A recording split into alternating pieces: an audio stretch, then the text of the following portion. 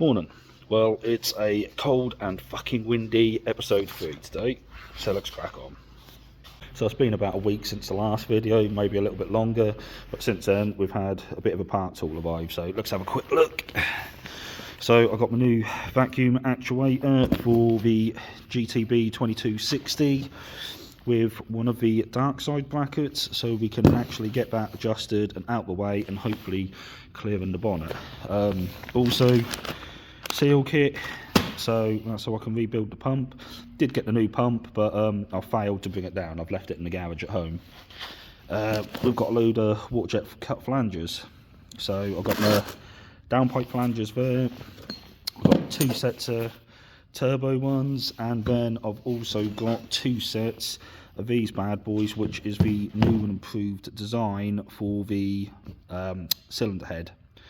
So originally I had it as 2 separate banks, but I realised once I start welding all the runners, I'm possibly going to get warpage between the two, making them harder to fit. And of course the elephant in the room, got myself a new engine crane, so we'll get this assembled up in a bit, and then we can finally get this spare engine down the back here onto the engine crane. So 1 engine crane there, 1 spare engine there. What this will allow me to do is to actually mock up all this turbo manifold, all these fucking parts, and I'll be able to mock them on the engine here and then test fit them in the estate to make sure I've got the clearance there. Right, so of course I'm always forgetting something, and there was another parts haul hidden inside of the Land Rover. So one of the problems with my water jet cut parts was that I sent this away as a template for the flange what I needed making. Now, what I didn't realise was 8mm studs, 10mm hole. So a little bit of a fuck up on my behalf there. Not the geezer's fault who cut them for me. But so my solution, what I'm going to do, nice easy one, and it will make installation of this turbo easier later on.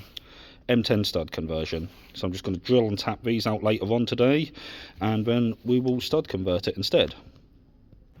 And then the rest of the parts I forgot to mention. So we've got a V-band for the turbo, so once I've made the 4:1 manifold, I'm going to have the end of it V-banded so I can swap the turbo in and out for anything I fancy basically. Got the rest of the fittings to suit after the merge collector because these are slightly larger, can't remember what size. Pipe, got some 25x5 stainless there as well to make the supporting brackets, and then I've got some heavy duty rod eyes because I want to keep the manifold both supported in weight but active, so with heat expansion these will actually move around and just allow a little bit of freedom on that manifold, hopefully preventing cracking. And then of course just obligatory new tools, need a load of drill bits. So yeah, that's the engine crane now built. So nice little, well I say little, nice SGS unit. I mean, compared to Clark's, fucking quality's unreal. I absolutely swear by SGS stuff, so got all SGS jacks everywhere and shit like that. But yeah, cool. So we're now going to drag the engine stand out, drag the engine out, and we'll get it mocked up somewhere over here. So engine on the stand, we can now start to see some of the issues I might have with clearance and making this manifold. So obviously I've got to remove all this K14 turbo, I've got the inlet manifold to remove, and I need to replace that with one of my 2 spare Exantia manifolds. So one will be on this engine for mocking, one will be in the estate for mocking. But so having a look at some of the problems I've got. Obviously I've got clearance on these heater matrix pipes, radiator pipes. I've got the pipe coming out the back of the head there. I've also got the water distribution block, whatever you want to call it. And yeah, so I've got another heater matrix pipe comes up across here, which I need to be wary of for clearance.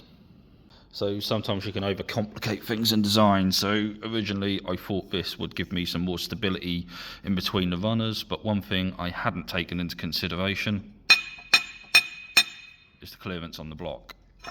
So if we whip that off quickly, we can actually see, so at the moment the thickness of that gasket in there is still protecting the head, but we've got these grub screws which stand out away from the head. We've actually got the head gasket itself protrudes, and then somewhere down here I'm hitting on one of the casting weapons as well. So it's going to be back to the drawing board, and it looks like I'm going back to these individual ones, which is a bit of a sod because they have cost quite a bit of money to get made, but it is what it is, and adapt and overcome. So back to these. So the next part, what's causing me a bit of a headache, is trying to work out how I'm going to get the runners up and around here. So I've got to clear the manifold, I've got to clear this pipe, and the other issues I've got is the pipe size I've selected is quite bloody close to these bolt holes. So I mean, I've started PVC taping some shit up just to mock, give us a bit of an idea, so you can see that bottom bolt hole, stud, whatever it's going to become, its clearance is pretty non-existent. And then if we come round to there, that heat matrix hose, that's going to be bloody close. But I think I'm at a point where I need to crack out the MIG welder and start tacking some of these bits up, because there's only so far this PVC tape is going to get me. Okay, so I've had the MIG fired up, and I've now tacked up what I'm classing as probably my worst runner to try and get around. So as you can see, we've just got about clearance in there for heater matrix pipe. I do imagine I'm going to have to run a 90 down just to get this completely out of the way, because that's going to be a lot of heat on that pipe. But so yeah, going into it, hoping collector is going to sit something like that, angle it down past there.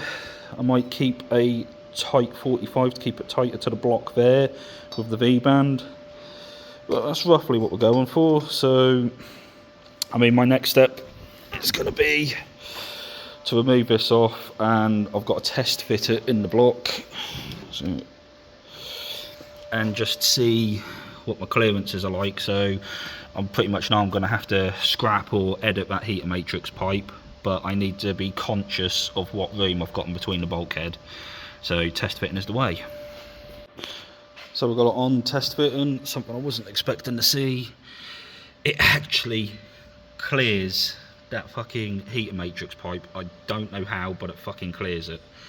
However, installation wise, these studs are far too long, so there's no way of putting it on with these existing studs. Not an issue, we can overcome that. So looking at everything else, so get back down the corner here.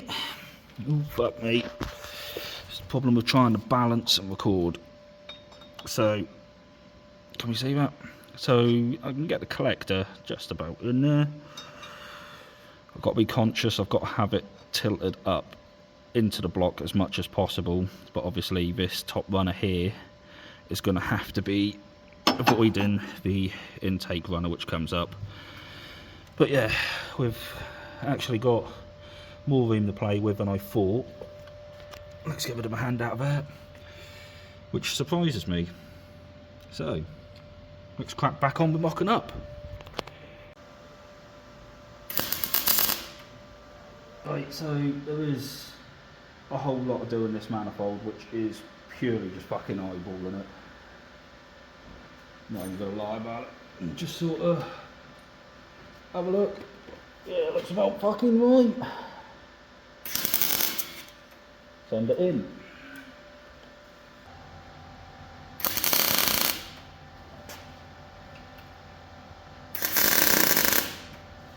So I'm just back to test fitting it again, and I mean, we're starting to make some half decent progress. You can now see this heater matrix pipe is going to be an absolute problem. So I'll probably end up having to route that across the back and down later on. That's no biggie though. I mean, what is a bit more concerning is how much clearance I've got on that runner. So I'm going to have to crack that off and readjust it to see if I can get any more clearance in there.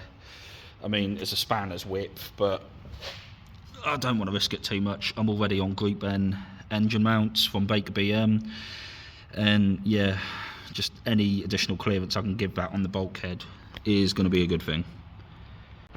Right, now I've got the manifold back onto the mock engine again, so from what we've just seen, we know that this bend here is too close to the bulkhead. I'm not happy with that. Yes, it's got clearance, but not enough in my book.